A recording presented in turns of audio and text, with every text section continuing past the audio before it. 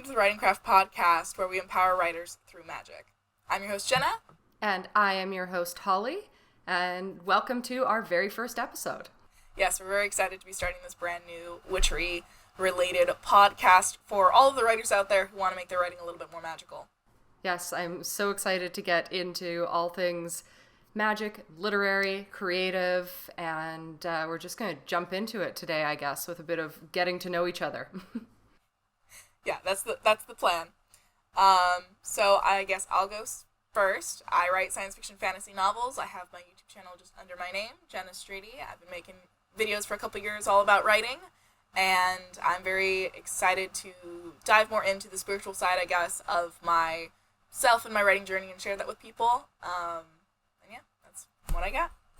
I'm my full name is Holly Rhiannon, and that's where you can find me most places, but I also go by Stygian Pen on Instagram and Twitter. I've been on YouTube now since 2020, and I do writing education. I write fantasy, kind of horror, some darker stuff. My first book is witch focused, so magic and writing blend together for me quite often, and I'm really looking forward to talking about that with everyone who's listening. I think that's something that we definitely both have in common, is the fact that, we have magic in our actual life, and then we also write about it, and I imagine there's some flow over in those two things that we are probably really excited to talk about in future episodes as well. But this one we're going to kind of focus on getting to know each other and having you guys get to know us. So with that in mind, we also want to talk about our big three. So that is our sun, moon, and rising signs. Yes, which I find does tell you quite a bit about people. Yeah, if you know astrology, it'll let you in on quite a bit of information about who that person is. So if you guys believe in this stuff like we do, then I think this will be quite fascinating for you guys. I had actually been told by someone once not to share these, so we're letting you in on some very personal information here, I guess. Well, yeah, some people will be like, oh my god, you're a Scorpio, I don't want to talk to you anymore. Or they'll be like, oh my god, I don't talk to Aries, or something like that, and they'll just, ghost you. And that's one of the things that we wanted to get into here, was kind of the tropes of each of these signs and what we feel like we actually align with and what we don't, because, tropes are a big thing in writing, too, so right away you see that connection. Yeah, definitely, and I don't know if you do this, but I need to know the signs, at least the big three for my characters, too, at least, my main characters and romance options, so, it helps to influence them. Absolutely. It's such a good tool for that. There was a long time where I wasn't quite sure of my birth time, so I didn't have all three, but when I got it, I was like, okay, perfect. Now I'm always going to do this for my characters, and I tend to know that, for the main ones anyway. Yeah, that's cool. I like that we both do that. I was lied to about when I was born. I was 30 minutes off, and it completely changed, most of my chart after that, and I was like, just by 30 minutes. They said it was 6 p.m., and it was 6:30 p.m. I was like, damn it. That's close to me, actually. I'm a 5:35 p.m. I always thought it was a.m., which is very different. Oh, yeah. That'll completely change it.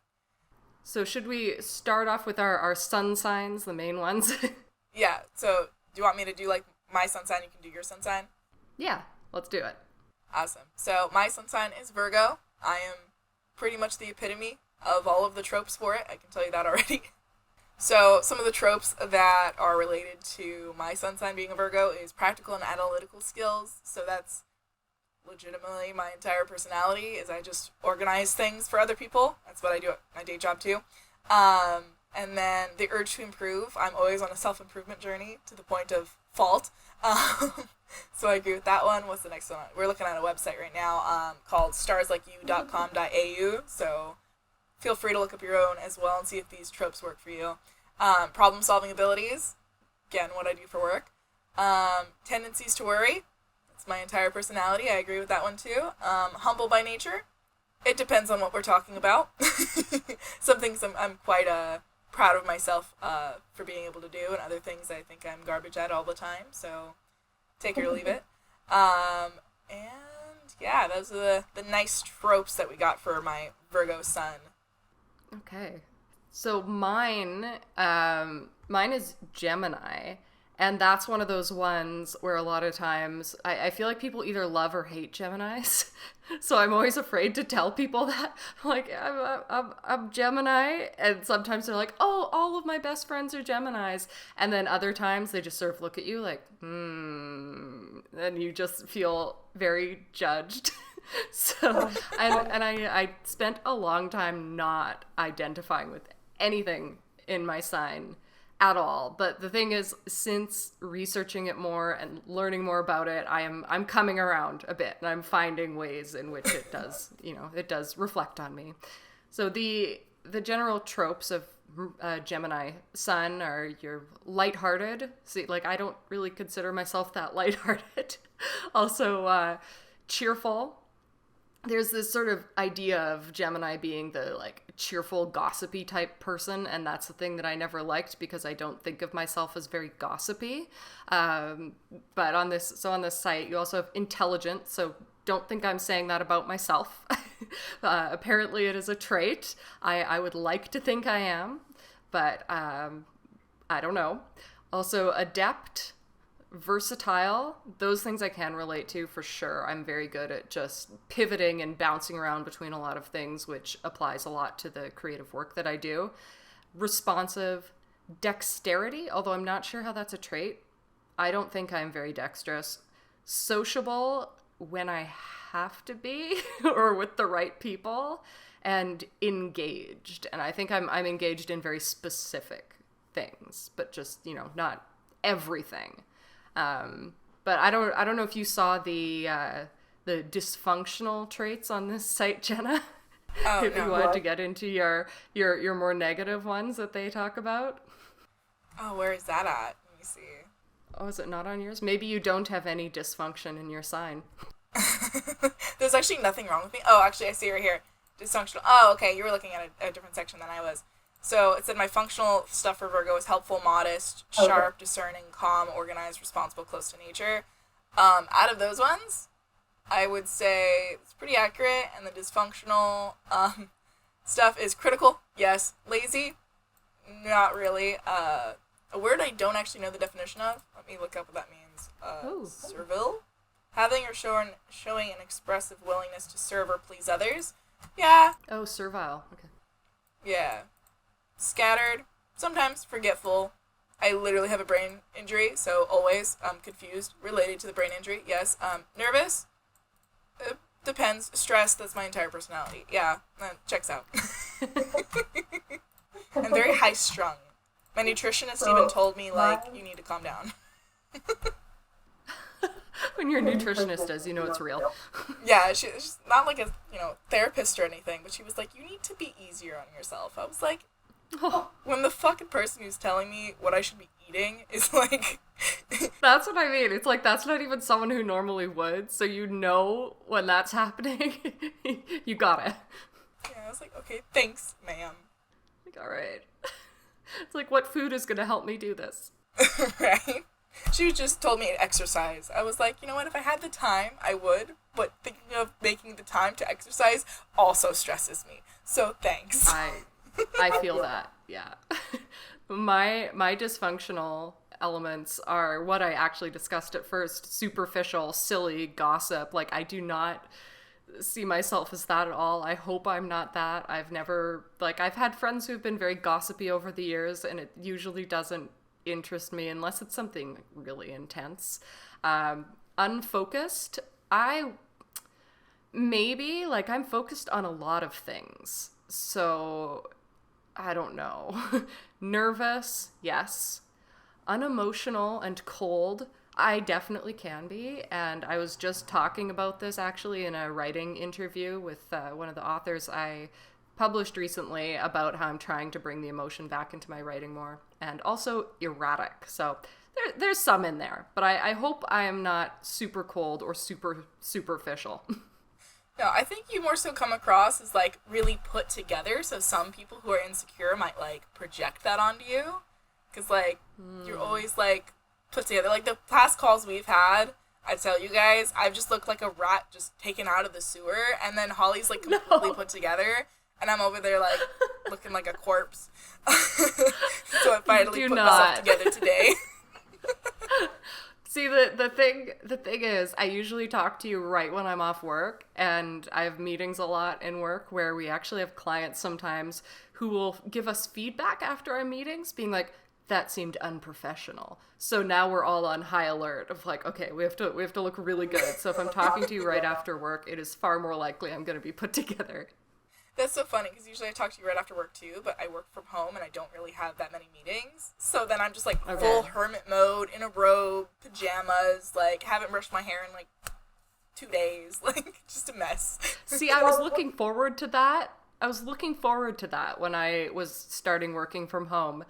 And then it turned out I couldn't do that. And I actually had to be even more on than usual just because of these clients being like, someone looked at me in a strange way. You guys are unprofessional today. Like, come on. Yeah, I could not. My boss told me we had to wear like more professional clothes and not just t-shirts when we go into the office. And I was like, I'm there for like 3 hours. Why do I need to wear a blouse? And she decided we all are going to wear black. And I'm like, you know what, that makes it a little easier. But now I don't have any black blouses, so I had to go to the store and get black blouses. It's like, why? I had to get a blue blouse for my company photo because that's our company color. So everyone has to wear blue in their photo. And I was like, I don't own blue. All I own is black. Yeah. I have like just black t-shirts, but then like blouses, I was trying to add more colors. So I had just every color in the rainbow, and I only had one black blouse. And it was the most unprofessional blouse out of all of them. No. So I was like, fuck. Gotta go to Ross. And it's funny too that we both work in like similar veins to each other too. We've been vibing, guys. Yeah. Yes, definitely. It's so funny because when you put the word out about this podcast and, you know, magic and writing, I was like, yes, this is it. And then ever since there have just been other things where it's like, oh, me too. Yeah. So you could say the stars aligned. Yes. Alrighty. I guess I'll jump to my moon sign. Alright. So for moon signs, we're both Capricorns. And it says that we are innately serious and responsible by nature. I know I find myself responsible. I think you are too. Yeah, I think I am too. I could safely say without offending anyone that I'm the most responsible person in my friend group. I think they'd all be all right with that and acknowledge it. Yeah, I totally agree. My friends usually call me the mom friend and say that I adopted them. And it's oftentimes like I'm walking around, like me and my fiance walk around, we'll have like one friend with us. And rather than it feeling like a third wheel, it's literally like, oh no, it's mom and dad out with their kid. Well, it's funny because quite a few of my friends have wound up being quite a bit younger than me. So it really works that way too. Like I went to the Barbie movie last night. Shout out to the Barbie movie. It was great. And we wound up being like 20 minutes late, and I was just waiting for everyone to show up. And then eventually the other 7 of them came, pouring in, and they're like a decade younger than me. I'm like, come on, kids. Like you were like walking around like you have a little trail of like ducklings behind you. Yeah, exactly. That was exactly it. Yeah, no, I feel that vibe. So we're the same in that way. Serious, I don't take myself as serious, like, ever. I try not to. I think I used to a lot.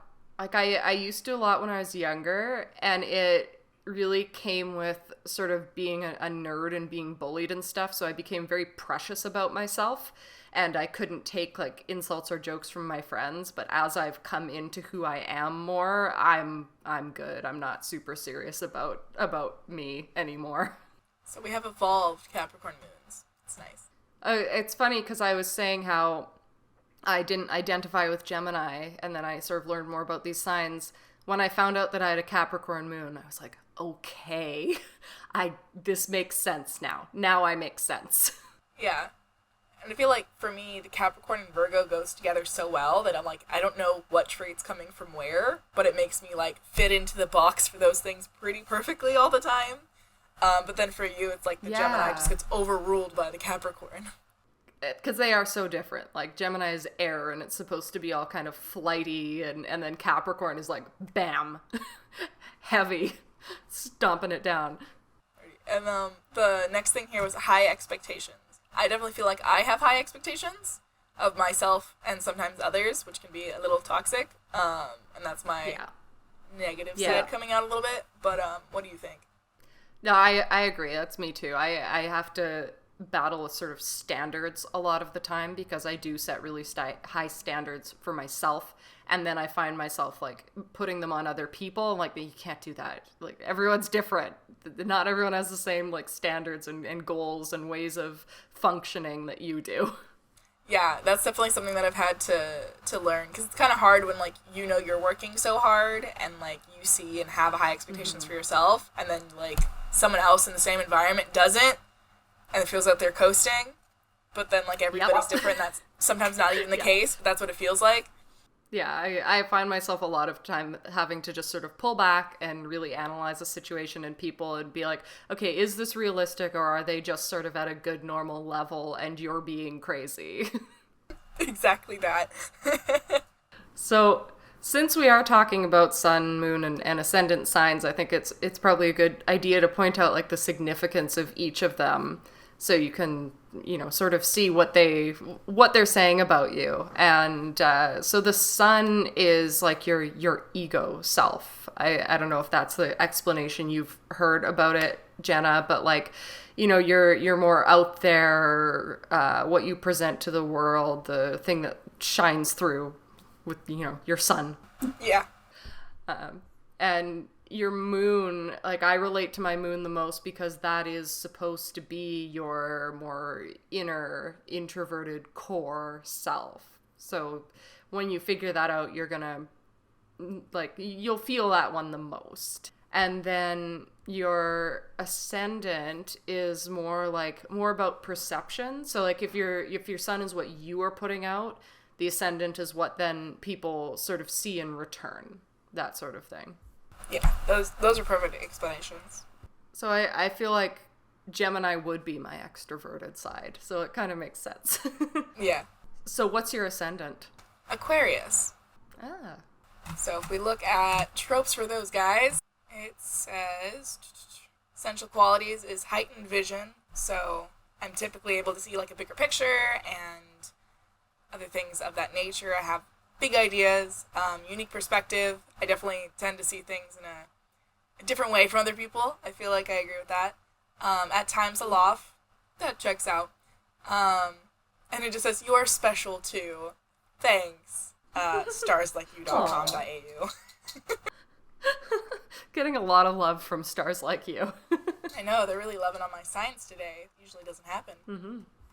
So mine is a Libra, which I think helps to balance my Gemini and Capricorn, because it's, you know, it's the scales. It's about being impartial, balanced, gracious, apparently refined. So thank you. Artistic, which, I mean, I can't argue about that. Relationship oriented, I would not say. I'm very, and like that would obviously refer to like your relationships with friends and people and stuff like that. I guess I'm very dedicated to the relationships in my life, but I'm more goal oriented than anything else. Like, my work takes top priority all the time because of Capricorn. Yeah. Alrighty, so that's a bit about our big three, and hopefully that lets you guys get to know us a little bit better. So do let us know as well what your guys' big three are. We'd love to get to know any of the community who's interested. So with all of that in mind, I think we should also tell you guys a little bit about the books that we're writing, our work in progresses, or if we have any books already out there. So I'll let Holly start with that one. Oh, okay. So I self-published my first full book, I guess it's a year ago now. I keep losing track of time. Just over a year, though. And it's called A Time When Demons. And it is about a Wicca, I call her, and she has magic in her family. And one day a prank gone wrong makes her sort of sit up and pay attention to things that she took for granted, like her magic and the world around her. And she's suddenly plunged into this dark reality with betrayal and death, and she has to learn to respect and harness her abilities to set her world right again. It's very coming of age. I wrote it during NaNoWriMo in 2020, which was my first one. And so it's kind of, I used a formula, a structure, and I just wanted to create something and get it out there. So it was written in a short span of time as compared to my current project, Terra, which I've been working on since I was 13 years old. Like, some people like that. I've had some people like, oh, that's so admirable, it's so cool. I'm like, maybe, but I just feel like I'm being completely inefficient with it. But I am editing it right now, and I'm almost finished my first edit, so it's going to be out there, and that one's a big fantasy epic. And also, I didn't mention this earlier, but I run a small press in Montreal called the Stygian Society, and we just released our first anthology on July 1st, and it's dark fiction, horror, philosophy, and I have 2 poems in there, so I've got some poetry out in the world as well, and that's my writing projects currently at the moment. Yes, I just got the Stygian collection yesterday in the mail, and so I'm very excited about it. When I saw your post, I was like, yay! Yeah, I was so excited. I got that in the mail, and another one from my critique partner, so I was like, this is a good book mail day. Yeah. Oh, book mail's the best. Definitely. But love those projects. I do not shame you at all for taking, your time on the story that you're currently editing. I was working on my space opera since 2016, and it finally died in the query trenches a couple months ago. So queering, it's the worst. It was really close though. It was really, really close. The last agent who had read the entire book twice, trying to come up with an editorial vision for it, and just couldn't. And so that was kind of the last rejection for that one. But for that one, it'll eventually be out there, either through, potentially a small indie press or self-published, or if I get an agent in the future. But for that one, it's kind of a gigantic, space opera with aliens, and it's also got a lot of queer disaster characters and a nice criminal crew together. So, oh, wonderful. That was one of my books that I was working on for a very long time, just like you were working on your fantasy epic. So that one's now on the back burner, and then my 2 works in progresses that I'm working on right now. One is a giant epic fantasy as well, inspired by Dragon Age Inquisition. So it's got elves. Oh, I love it.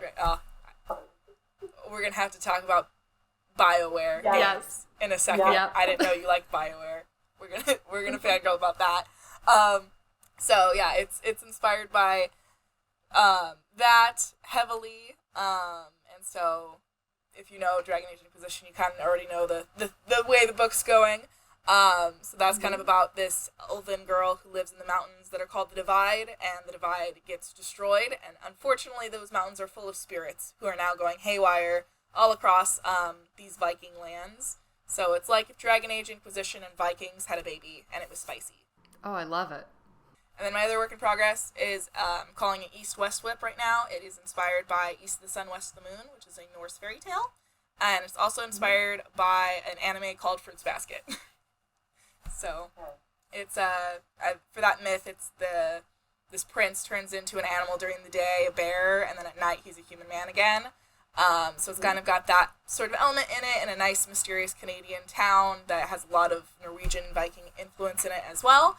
And so those are the 2 ones I'm juggling simultaneously at this moment. Oh, cool. Is it a real Canadian town or a made-up Canadian town? It's a made-up one. Okay, because I could give you a real one.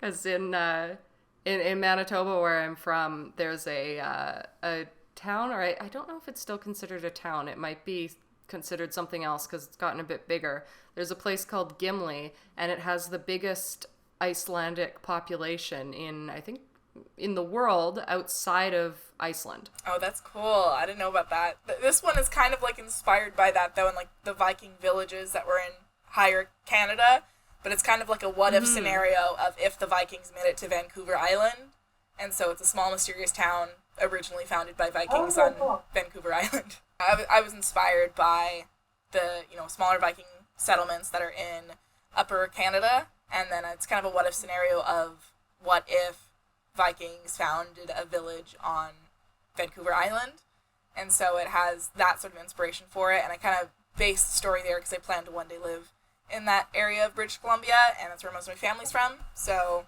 I will be visiting there and grabbing inspo while I'm there.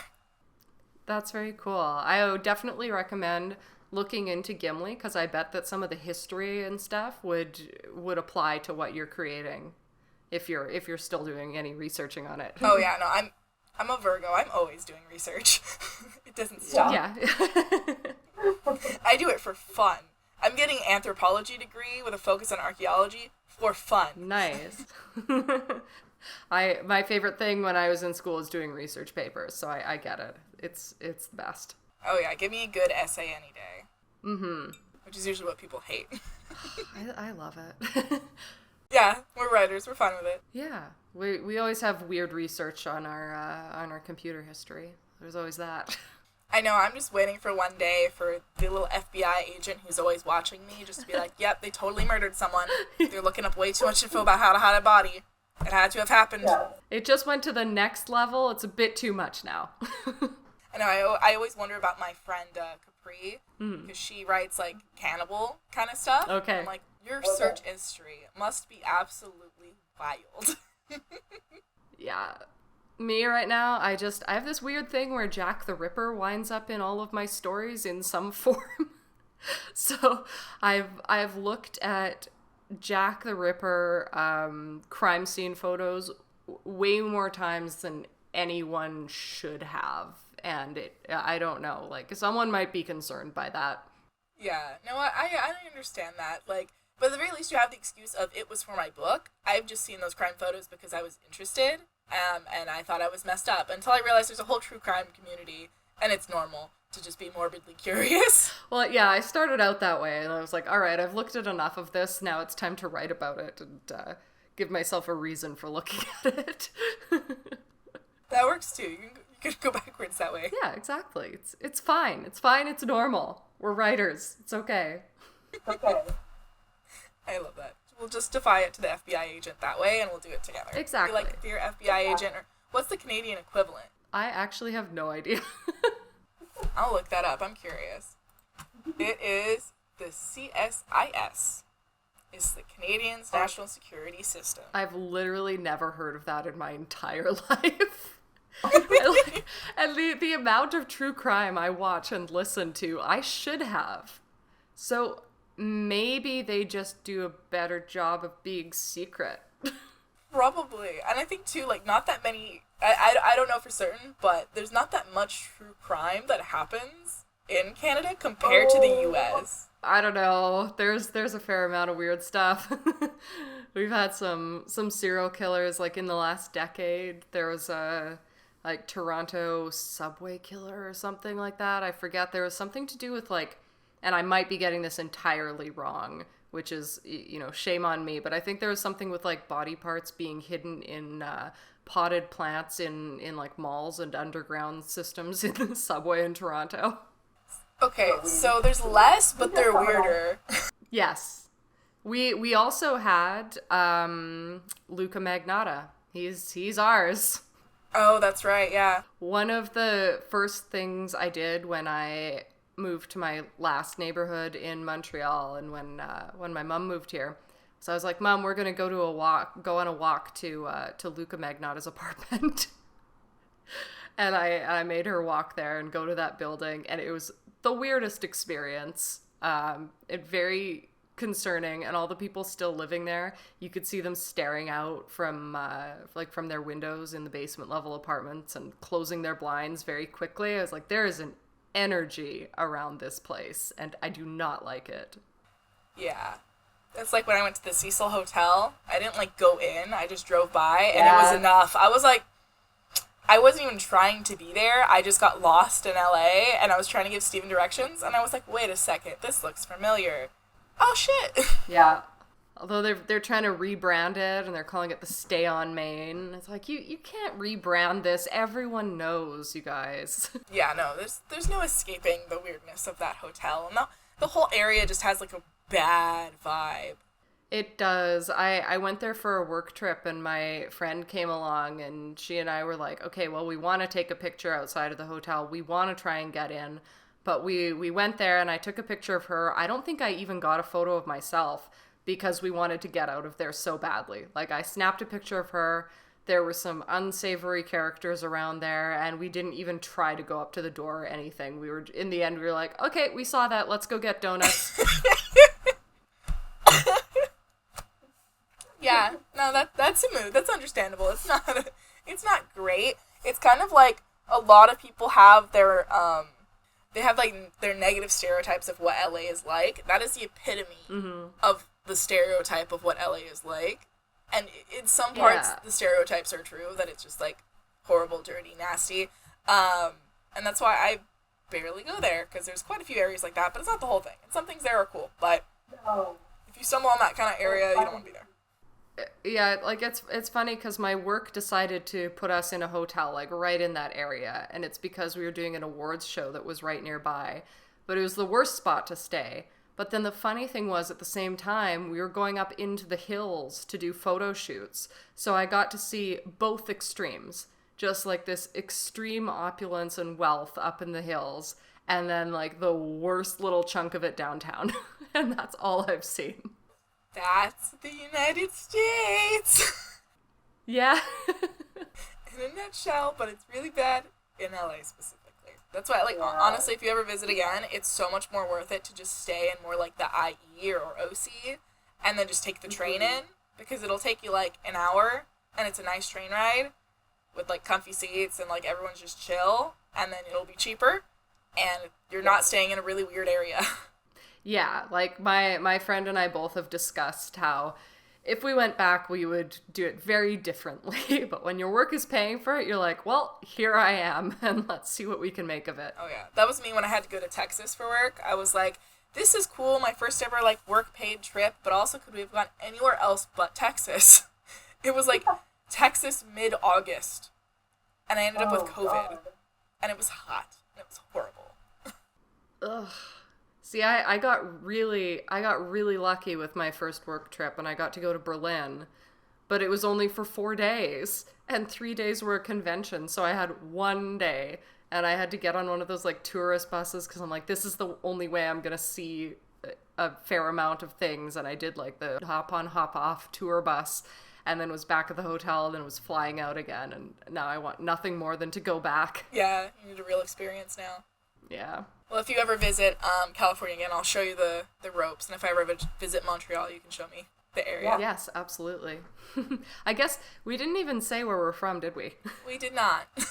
But now they know. Oh, so, yeah. I'm in French land, but originally from Prairie Town in Canada. I'm in California and have been here my whole life. And it's fine. Like, I wouldn't see myself really living in any other state. But it's also hot, and I would rather it not be. That's like my one complaint, is it's hot and expensive. Yeah, those are not good things. I can't handle heat. I have like a heat intolerance, and right now I'm not doing well. So I think we had a game in mind for this podcast. Yes. So let's do, one of us does 2 truths and a lie, and then the other one tries to answer, and then after the answer, that person will do their 2 truths and a lie. All right, yeah, and our 2 truths and a lie are magic themed. Yeah. Or all of mine are magic themed. Are yours magic and writing, or I do magic and writing. Okay, I wound up doing all magic. I don't know if my writing is that interesting, so I think it is. So we'll just go with it. My writing experiences are not that exciting. You would always be able to like, oh, it's the most mundane one, okay? I try to kind of break mine up into sections, so it's like witchy, writing, familiars, book, astrology, and cryptids. Aww. You did so much better than me.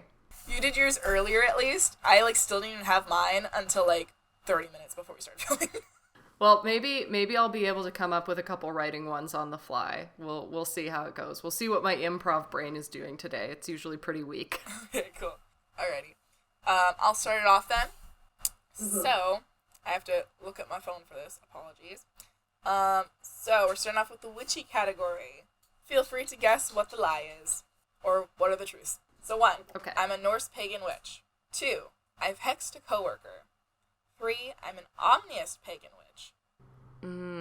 You have not hexed a coworker. Incorrect.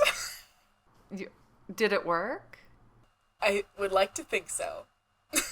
Oh. Can you share more? In general, they were being a piece of shit, and I wasn't putting up with it anymore. And then I feel like their life got really shitty. And then after their life became shitty, our CEO kind of told them that they were also being a dick, and then they became much nicer. So it worked in my favor. Excellent. Magic doing its job. So the lie in that one is that I'm a Norse pagan witch, which I'm not. Okay. I would have thought that with the background. Yeah, the Viking books and Scandinavian, yeah. No, I'm an omnious pagan witch, but I do tend to, like, veer more into the heathen area, but not only that. Omnious kind of covers, like, all pagan stuff. Yeah. Okay, cool. So I'm going to have to edit mine a little bit because I really messed up the way I was writing these. So, all right. My mother and I used to have paranormal experiences when we were alone in our house and my dad wasn't around. I have a rule that no paranormal activity can be encouraged in my home. And I have successfully cast protection spells to ward off negative energy. Ooh. I'm gonna say the lie is you have a rule that there's no paranormal stuff in your house. Nope. Oh, crap. Okay, what was the lie? The lie is that I have successfully cast protection spells to ward off negative energy. Damn. That'd be cool if it was true, though. I know, and that seems like one that maybe I would, but like I have no tangible evidence of that sort of thing. But yeah, the reason I have a rule that no paranormal activity can be encouraged in my home is just because I know about boundaries and possession and spirits following you around and attaching to you and that sort of thing. So as much as I might want to, because I always live in older homes, older buildings, like I kind of want to explore that, my rule is that we do not explore that. We do not talk to the spirits in our own apartment. We do that elsewhere. Yeah, no, that's understandable, to be honest. But also that makes sense, because if the other truth is that you had paranormal experiences with your mom when you were younger, then you don't want to continue those things into today. Exactly. And like we had they weren't, they were okay experiences. They weren't threatening or anything, but my dad, we call him a paranormal dampener. So when he's around, things just will not happen. But when he would leave, we always lived in big old houses when I was growing up, and my mom would have experiences. My mom and we would hear things. There was one time when we had like marbles rolling across the floor above us all the time. There were no marbles up there, and then we found out that a child had died in the house. So strange things like that, and then my dad would show up and it would stop. Yeah, no, I had stuff like that all the time when I was younger, but they were like scary. Like my house was extremely haunted. Oh, really? Yeah, so like even like we know there was like another child spirit who was attached, because my dad's first child that he died in a car accident when he was like 6 years old. So I never met him or anything like that, but I feel like the spirit of his son still stuck around him and stuff. So like he attached himself to the house, and so every time like at night at the same time, like 8 p.m., we would hear like the couch, like someone was jumping on it, and we'd go over and we could see like the couch cushion like moving, and then not a soul was around, and we'd hear like the springs of the couch, like someone was jumping on it, and if you like looked at it out of the corner of your eye, you could see like a shadow jumping on it.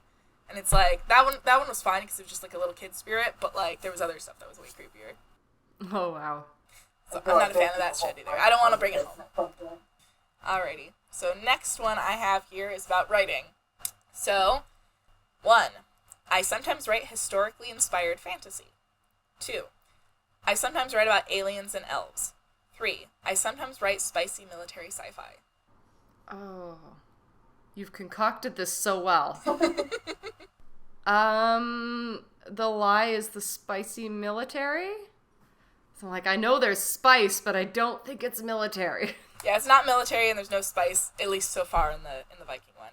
So I have come up with some writing ones, and so this one is writing related. Here we go. I have written erotica in collaboration with an AI. I cannot write spicy literature because I have no imagination for it. And I have a secret pen name under which I publish spicy fantasy stories. That's hard, because I feel like it's the AI one is the lie, but at the same time, the other two contradict themselves. What's your guess? I guess I'll just say the AI one. No. Crap, okay. Explain yourself. So the truths are that I have written erotica in collaboration with an AI, and also that I can't write spicy literature because I have no imagination for it. I do not have a secret pen name, I'm sorry. I used to work for an adult website, and I ran the sort of literature fan fiction side of it. And we had one of those virtual influencers, and we decided it would be entertaining if she published her own erotica. So I would take the erotica that was generated by the AI, which was, thousands of pages of nonsense, and I would find the segments that could sort of be a bit of a cohesive story, and I would go through it, and I would remove stuff that was way too repetitive, and I would give it a name. I love that for you. It was fun. Because for the other truth, I'm asexual, and my brain doesn't go there. I can do romance. My stuff usually is fade to black type stuff, so I can't do actual spiciness unless I'm working with an AI. Oh, that's cool. I didn't know that. My sibling's ace. I was gonna say my sibling's AI. Oh, cool. AI. My siblings are actually an AI. No, they're ace. Uh-oh. Yeah, no robot, but no, that's cool. We can be robotic. Alrighty, so for mine, I'm onto my familiars section. So, I have a German Shepherd Husky mix named Katara. I have a black cat named Satan. I once had a white cat named Angel. Oh my god.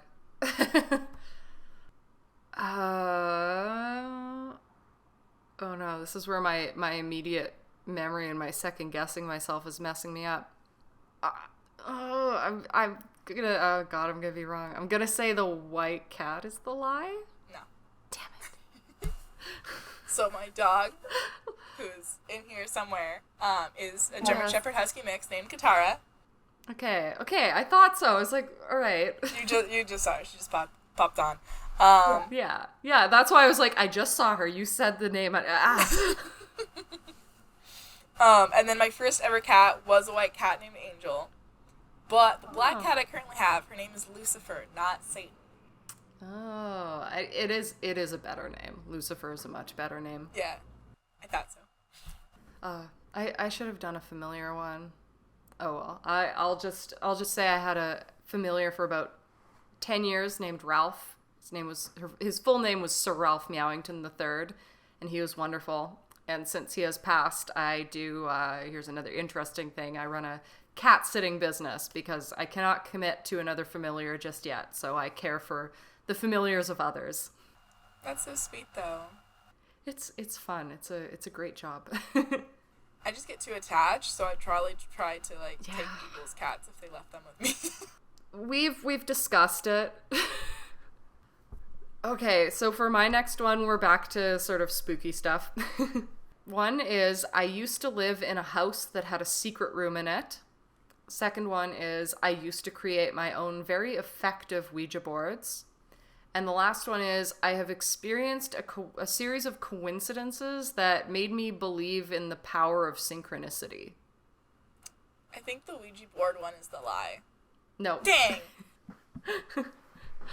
It's the coincidences. There's stuff that I've noted, but I would not say it's made me truly believe in that kind of power. But I did when I was younger. My parents, who also believe heavily in the paranormal and everything around that. My dad has a lot of interesting stories. They would not let me have my own Ouija board. So I found out that you don't need the actual like physical Ouija board. You can make your own. So I would draw it on paper and I would use a glass as a planchette, and it was very effective. And I eventually stopped because it was scaring me. And yeah, I lived in a house that had a secret room. My mom and I were walking our dog one day, and we had just bought this house, and we were looking up, and we saw this window where there was not a window. There was a closet there. And then we realized the closet was, the back of it was blocking a room. And we had a whole party where we had people guess what would be in the room, and then we like knocked the wall down with a sledgehammer. And I wanted there to be like a corpse in there and stuff. There wasn't, but there was a really weird energy in there, and it was supposed to be a playroom for me and my friends, and I never really wanted to go in there, and we never really wound up finishing it, even though we were supposed to. It was very strange. I don't know. I just feel like that's some real white people shit to just be like, yeah, kids, go play in the secret room we just knocked down with a sledgehammer. That's your new playroom. That's asking for, like, Annabelle to happen. That's just asking for some possession. Oh, God. It's true. Yeah, like we were in a 2.5-story house, and this was on the half story, and I never really felt weird about that floor until we opened up that room, and then I would go up there sometimes to my mom's sewing room to write, and I would want to leave like when it got dark, and I would always have to have the radio on because I would really get scared up there. There was something there for sure. Y'all unlocked something during a party with a sledgehammer. You released a bad spirit. We did. I feel bad for the current owners of that house. It's their problem now. Exactly. What's your next one? Okay, my next one is the book section. So 1, the main character of my Viking novel is named Adelaide. 2, the comedic relief character in my space opera is called Daylight. 3, the love interest of my East and West Moon novel is called Cal. The cow one's a lie. No. Oh, damn it. Then is it the space opera one? Yeah. Okay. So our funny guy, his name is Nights. His name is not Daylight. Okay. Cal, though. Cal. Well, his name's like Calder, but in my head he's just always Cal. That's cute.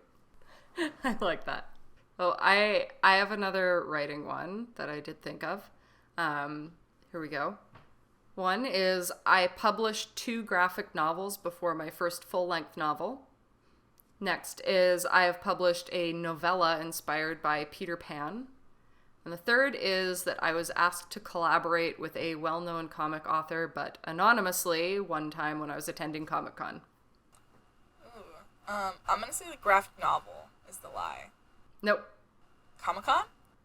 Yeah. Dang. That would be cool, though. None of the cool comic authors have taken notice yet, unfortunately. Well, you should. One day. But yeah, I have 2 little graphic novels. They're kind of terrible, but they were fun to do. And when I was, I think like 17, I did a Peter Pan inspired novella that's called Neverland, and you can still find it if you hunt it down on Lulu. I would love to rewrite it someday. Why are we the same person? I have an unfortunate story, and it's that when I was 16, I too wrote a story called Neverland, and I wrote it for NaNoWriMo, but it was... Okay, because you had told me a bit about this, but I didn't know that's what it was called. Yeah, no, it was called Neverland. But it was like a Captain Hook romance thing, inspired largely by Once Upon a Time and my obsession with it. And, of course, NaNoWriMo, when you win, they, at the time, would give you 2 free copies of your book, but they didn't specify that that was officially self-publishing it. So I self-published accidentally a first draft of the novel, and please don't try to look it up. It is not for sale anywhere anymore, but you can dig it out of the depths of the internet somewhere, and there's copies. I think my family has 2. I don't even own a copy of it anymore. My family has both of them. My high school, I think, has one. And then my 6th grade teacher bought one and put it in his library for 6th graders, and the book is not appropriate for 6th graders. So bless him. Oh no. That's amazing though. But why are we the same fucking person? I don't know. It's maybe I do believe in synchronicities now. I know. Which, if you guys didn't already know, we literally started talking because of the AuthorTube anthology from Stygian Collection, and so I got an email, just like a cold email from Holly, and that spurred our friendship in the podcast eventually. Yeah. The way things happen. Although I did do one of your AuthorTube tags when I was starting out. Oh. I was trying to figure out how to film. Yeah. I really tried to keep up with, like, going to everybody's videos, but so many people did them, like, I could not keep up anymore, so I don't know who did them. Like, got to the point where people don't even know, like, who to tag for it anymore, because it's just, like, a game of telephone. I remember researching this one because it was one of those like AuthorTube intro ones, and I was like, I want to credit people properly, so I was going back through this like paper trail of everyone's videos, and then I found yours. I was like, this looks like the original, so I think this is it. Yeah, there's the AuthorTube newbie tag, which was the first video that actually blew up AuthorTube, because there was a video by Lily Lee where she had invited people to join AuthorTube. And people had been making writing videos without a name. They tried to make, like, WriteTube work, and no one used it. And so AuthorTube, I felt like, had a better ring to it. So I was like, hey, Lily, can I, like, make a newbie tag video? And she said, like, yeah, that'd be great. Feel free to. And, like, well, shout it out and everything. So I made it, and then that's when AuthorTube blew up, was after that. But I was inconsistent, so I did not blow up with it. And then eventually the 2.0 version of it came out. That's cool because, so with the Stygian anthology, we call it an AuthorTube anthology, so it's kind of come, full circle with you coining that term. It's cool. Yeah. Which would have been cool if I had been able to write a story in time for this freaking collection, but short stories are not my forte. Mine either. That's why I threw a couple poems in, but maybe next time. Yeah. If I had known I could have done poetry, I would have thrown some in there. I can do that. Just short stories elude me. If it's under 100K, I can't write it. Same. But what is your next one here? Yeah, so my next one is astrology-based. So this is guesses for the rest of my chart. So my Venus is in Virgo. My Mercury is in Virgo. My Lilith is in Virgo. Venus? Yes, that's the lie. You got one right. My Venus is actually in Libra. Okay, cool. Because I was thinking, like, I'm pretty sure Mercury Virgo from what I've learned so far. Well, like, everyone's chart's different. So, like, you have different planets in the different, or different signs and the different planets and stuff. So, Virgo is ruled by Mercury, and that's why I'm just so much of a Virgo, is because I have it there and, like, 6 other times in my chart. But 2 of the big ones are in Mercury and in Lilith. And then I think my North Node is also Virgo. But then my Venus is Libra. Which is kind of random. All right. Are you on any of those like CoStar or like any of those apps? CoStar is usually not that accurate, so I use Cafe Astrology instead. No, it's not. Okay.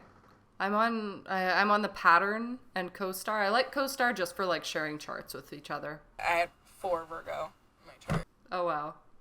I'll have to look at mine again. Yeah, I have stelliums. Like I think I have like 2 stelliums in mine. So I have a lot of very similar signs lining up. I've got a lot of Gemini. My next one is back to the spookies. First is when I travel anywhere, the first thing I look up is the local graveyard. The other one is I make all of my cosmetics and lotions using medicinal herbs from my witch's garden. And the third is that I work for an organization which researches paranormal activity in my city. Crap. I feel like cosmetics would be so hard to do, but then I also know what you do for work, and I don't think... But then also Haunted Montreal, that the channel that you have is that... I'm gonna say the cosmetics one? Yeah, that one's right.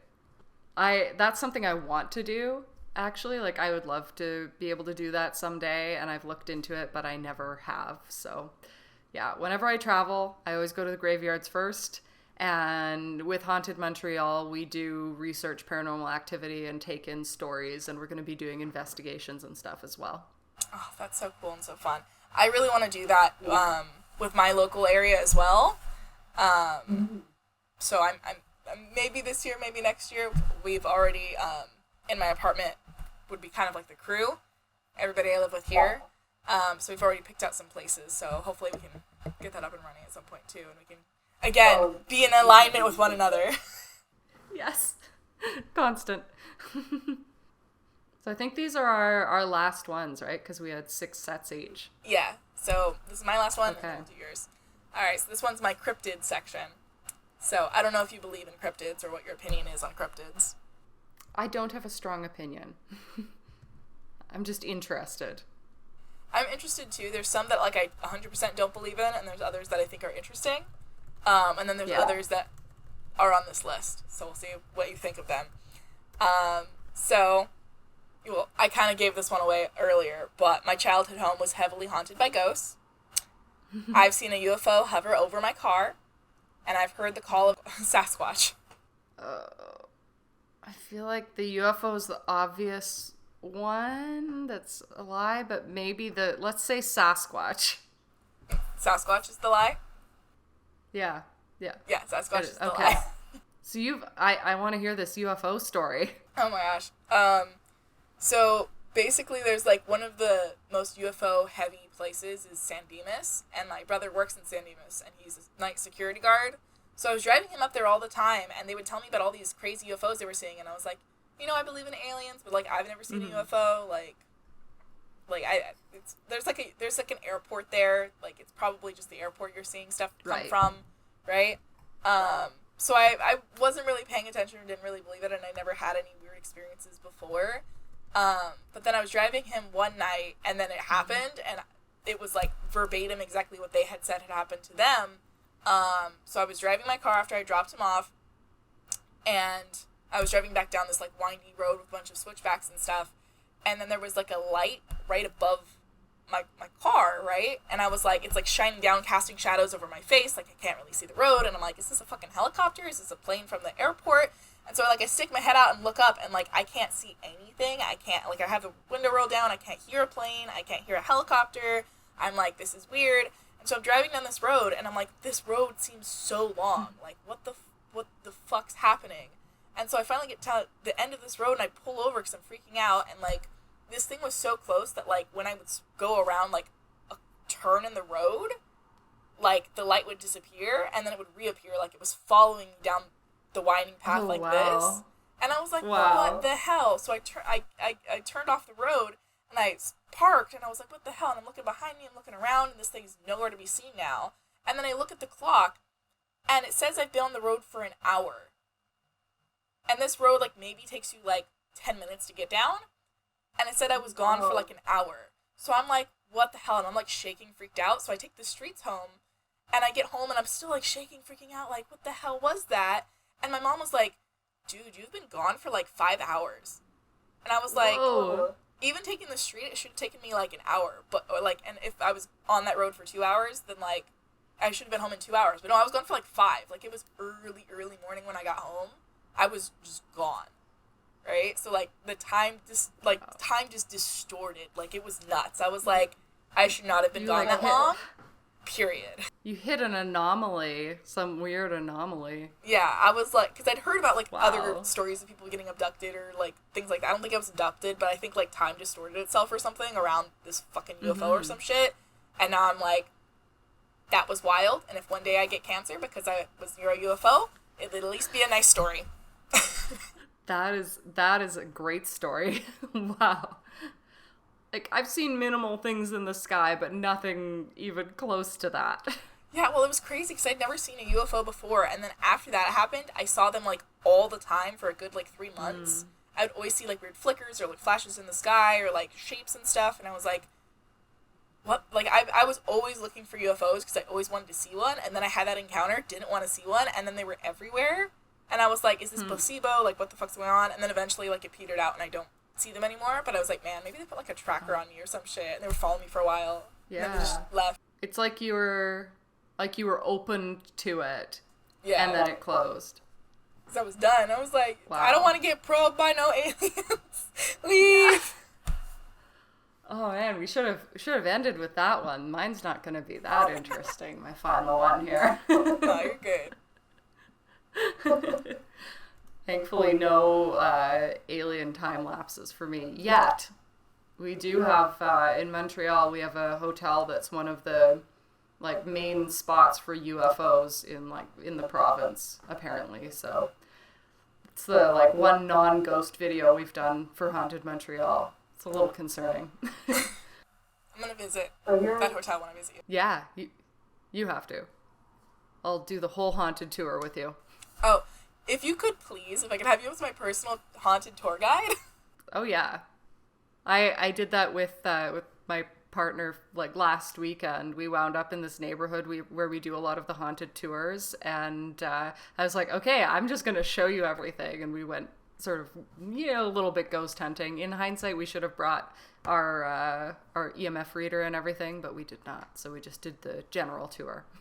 That's cool though. I always wanted to get all that tech and stuff, but it's so funny when we ever try to like go someplace. It's always like we go there and then everyone just gets weird vibes. Like we don't need an EMF because everyone's just hair stands in the back of their arms. Mm-hmm. We did that for 4th of July. We went down like this creepy road that we have over here, and I just heard from the other car that was following us with the rest of my friends in it, and they're like, "Can we turn around? We don't like this." It's like, how do you plan to have a channel or something with me where we go ghost hunting if you want to leave every time and get somewhere spooky? Yeah, you gotta stay. Yeah. I dropped like, oh god, it was a payment plan thing. I dropped like $450 on ghost hunting material, like tools and stuff last year, and we just haven't been able to find a good spot for the first investigation yet, but hopefully in the first couple weeks of August, fingers crossed. Yeah. That sounds cool. Let me know if any of that equipment is like your favorite, or if you recommend not to use some of it, and then I'll probably figure out what I need to get.